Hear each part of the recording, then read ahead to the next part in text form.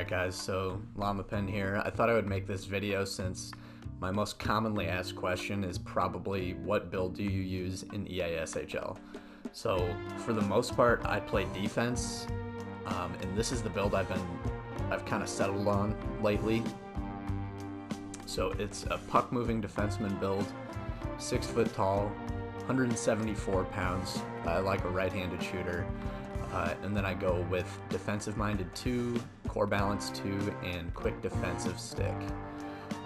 So I guess just right away what I'm going for here is I want a good skater. That's the most important thing to me. So you've got 87 speed, 88 acceleration, 88 agility, good endurance. The balance is a little low. That's why I went with that core balance trait there as my secondary to boost that up a little bit. Since he is on the lighter side, he tends to get knocked off pucks a little easier. So I think that core balance kind of balances things out.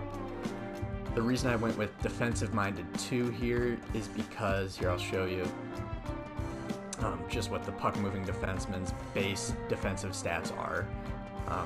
They're nothing very special. So the defensive awareness 85, that's really not bad. The shot blocking 80, stick checking 81 I feel is a little low.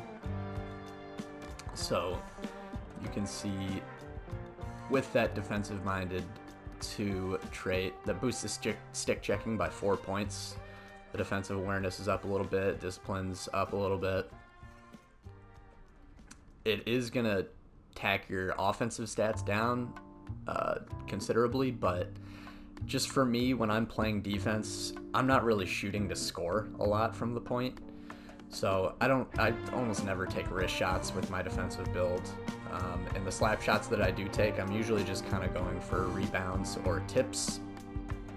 The reason I chose this weight here, once again, for that speed, I did have it down at 170 for a while, but if you boost it up to 174, you can increase your balance a point and get better durability without losing any skating stats. Once you get up to 175, you lose a little speed. You do get a little body checking.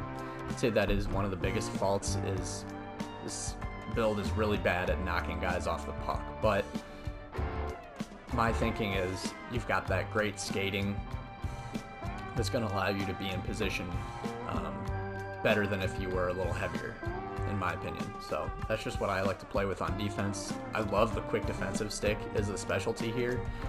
In my opinion, unless you're playing 3s, you really don't need Marathon Man on a defensive build. It's just not necessary.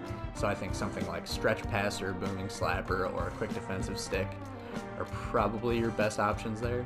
And I really like the defensive stick.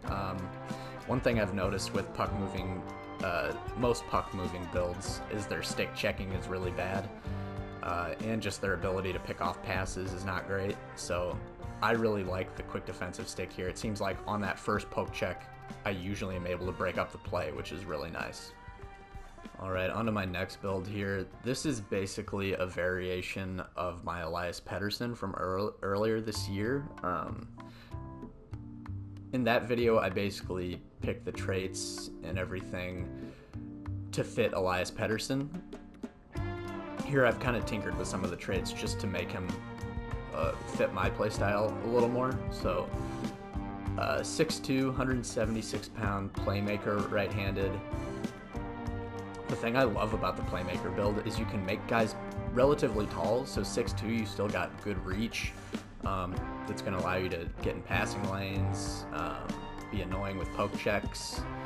And you can still make him 6'2" and make him really light. So at 176 pounds, he's still a really good skater. So he's got 86 speed, 87 acceleration, 87 agility, 87 endurance. The balance is not great when you're that light. So once again, I went with core balance 2 as the primary to get that up to 79. Still not great, but at least a little respectable.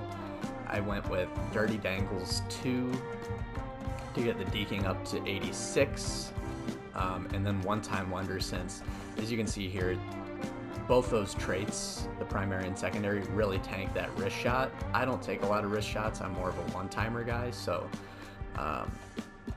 still nothing really special with the slap shot accuracy, 82, slap shot power 79, so I wanted to get the shot a little better. And I've found with that one-time wonder, even with a bad shooter, you'll hit the net pretty consistently. This build can kind of do it all. He's fast, he can forecheck, be annoying on the forecheck, he can score goals, but he's really obviously more of a playmaker here. 88, the puck control rating on the playmaker I love is just naturally really high. You don't even have to mess with it. Passing's at 90, offensive awareness at 92, so he's got a lot of really good offensive upside, and I think this is just a great build to use at wing. So personally, I don't really play a lot of forwards, so